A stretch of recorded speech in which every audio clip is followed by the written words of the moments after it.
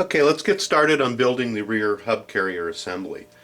Let's set the parts out that we're going to need. We're going to need our two out drives. We're going to need our hub assemblies. We're going to need two hex adapters. We're going to need two pins that are located in your parts bucket, as well as the two very short screws. And those are the shortest screws that are left in there. Let's go ahead and grab one of our rear hub carriers. You're going to take a look at this and you're going to see that it's two-sided. One side is flat on the back and the other side is more rounded and has a place for screws to go through. What we're going to want to do is to go ahead and grab the out drive, which is part number 86488, and we're going to want to insert it from the back. That's going to go from the back side of the carrier all the way through. Then we're going to grab a hex adapter and we're going to go ahead and slide that over the shaft, and then we're going to take one of the pins. We're going to align the hole in the adapter up at the hole in the shaft, and we're going to go ahead and insert a pin, and you want to make sure that it doesn't fly out the other side. Let's go ahead and set this unit down, and we're going to grab our Loctite and one of the short screws.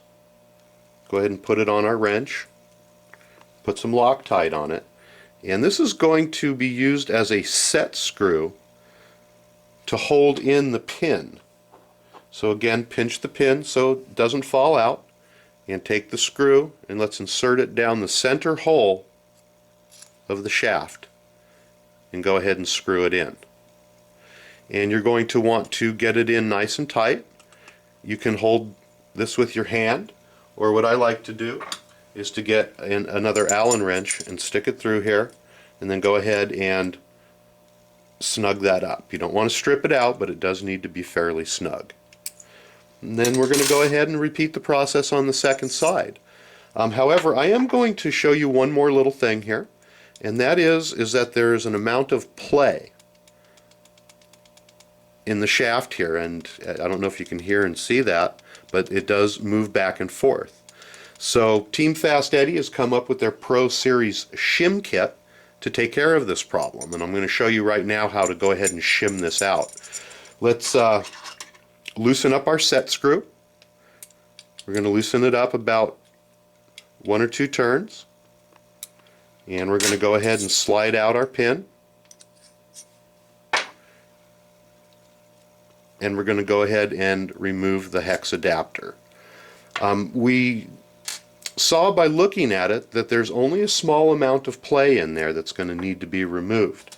The Team Fast Eddy Pro Series shim kit has 3 separate thicknesses of shims, and just by looking at it I really do believe that we're going to be fine just using 1.2 millimeter shim, which is the thinnest.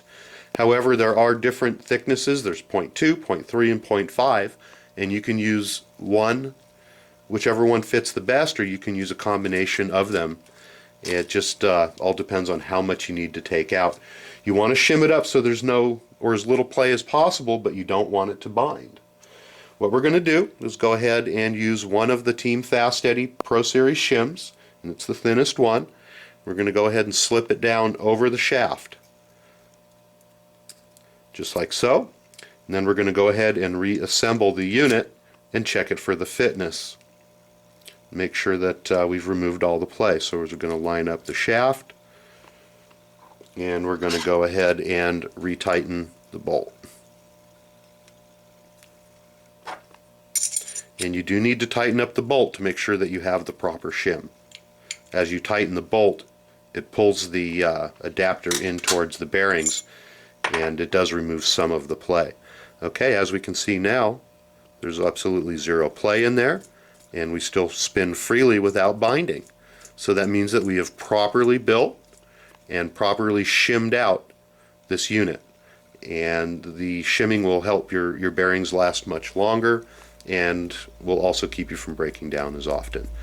So just real quick, I'm going to run through this last one just real quick. We're going to stick the shaft through from the back, which is the flat side. It's very simple to do. We're going to go ahead and place the adapter on. Going to insert the pin, line the holes up. Going to put some thread locker on our bolt, which we're using for a set screw. Going to go ahead and insert that down in the center, and we're going to snug it up. At this point, we're going to go ahead and check for play to see if it needs to be shimmed. This one was just about the same as the other one, and just out of experience I know that we're going to need to use one of the thinnest shims. So I'm going to go ahead and take it apart, back that set screw off 1 or 2 turns. I'm going to go ahead and remove the pin, the adapter, and we're going to go ahead and grab one of the thinnest shims. They're pretty easy to see the thickness as we look at them. I'm going to go ahead and grab one of the 0.2 shims, slide it over the shaft, put our adapter back on. Some people also like to put thread lock on the pin, which there's absolutely nothing wrong with doing that, and it just helps keep it from sliding out. That's an optional step, and you can do it whether you would like to or not. It's up to you. So let's go ahead and slide that in and retighten it. I'm going to use a separate wrench so we can get some good torque on it. Take a look here, there's no more play, and we're spinning freely. So that's how you build this particular portion of your RC, shim it up, and we also discussed the different parts that you can use to beef it up so that you don't have any problems in the long run. That concludes the tutorial for page number 27. Our next tutorial is page number 28, and we're going to go ahead and finish assembling the rest of the rear hub carriers, and we're going to go ahead and install it onto the lower A-arms of the chassis.